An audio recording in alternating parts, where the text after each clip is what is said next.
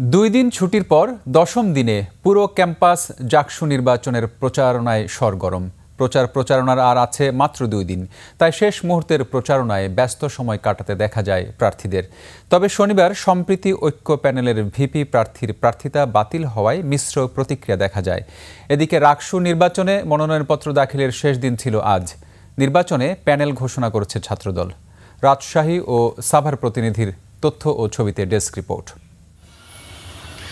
Niacinamide ও salicylic সমৃদ্ধ lily face wash যা ফেসের ডেড স্কিন সেল দূর করে দেয় দ্বিগুণ ফাস্টার ব্রাইটেনিং।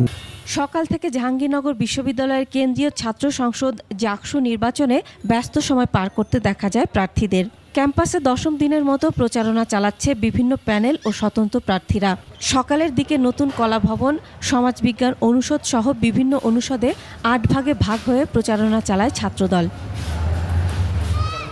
একাধিক ভাগে বিভক্ত হয়ে প্রচারণা চালাতে দেখা গেছে ছাত্র শিবির, বাকছাস ও স্বতন্ত্র প্যানেলের বিভিন্ন প্রার্থীদের। এদিকে শনিবার সম্প্রীতির ঐক্যজোটের ভিপি প্রার্থী অমর্ত্য রায় জনের প্রার্থিতা বাতিল হওয়ায় মিশ্র প্রতিক্রিয়া দেখা গেছে। ক্যাম্পাসের অবস্থা খুবই স্থিতিশীল এবং সব প্রার্থীরাই মুভমেন্ট করছে এবং ছাত্রদের কাছে যাচ্ছে, তারাও খুব প্রাণবন্তভাবে সাড়া দিচ্ছে। নিজেদের অবস্থানকে জানান দিয়ে বিজয়ের ব্যাপারে আশাবাদ প্রকাশ করেছেন অনেকে। জাহাঙ্গীরনগরকে আমি পুনরায় এই জাহাঙ্গীরনগরকে সাংস্কৃতিক নগরীকে সুপ্রতিষ্ঠিত করতে। এখানে একটা উৎসবমুখর পরিবেশ বিরাজ করছে। প্রার্থীরা ভোটারদের দ্বারা যাচ্ছে, ভোটারও আসলে খুব ভালোভাবে সাড়া দিচ্ছে এবং তারা ভোট দিবেন বলে আশা প্রকাশ করছে। আমাদের এখতিয়ারের মধ্যে যে বিষয়গুলো আছে আমরা সেগুলো শিক্ষার্থীদের ফুটিয়ে তুলছি এবং আমাদের একটাই কথা, শিক্ষার্থীদের চাওয়া পাওয়াকে গুরুত্ব দিয়ে সবসময় আমরা কাজ করব। নির্বাচনে আচরণবিধির কঠোর নীতি, আচরণবিধি লঙ্ঘন সহ অভিযোগ রয়েছে কারো কারো। বিশ্ববিদ্যালয় প্রশাসন আসলে নির্বাচনে কিছু আচরণবিধি করেছে যেগুলো আসলে মনে হয়েছে খুব বেশি ব্যারিয়ার এবং বাধা রয়েছে, যার কারণে আসলে যারা প্রার্থী রয়েছে তারা খুব স্বতঃস্ফূর্তভাবে প্রচারণা করতে পারছে না।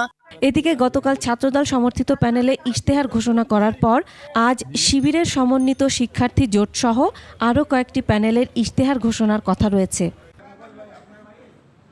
অন্যদিকে পুনর্বিন্যস্ত তফসিল অনুযায়ী রাজশাহী বিশ্ববিদ্যালয় কেন্দ্রীয় ছাত্র সংসদ, রাকসু, হল সংসদ ও সিনেট ছাত্র প্রতিনিধি নির্বাচনে আজ মনোনয়নপত্র দাখিলের শেষ দিন ছিল।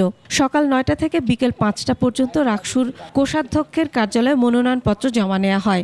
শতাধিক মনোনয়ন দাখিল হয়। এর আগে প্রথম দিনে জমা পড়ে 29টি মনোনয়ন।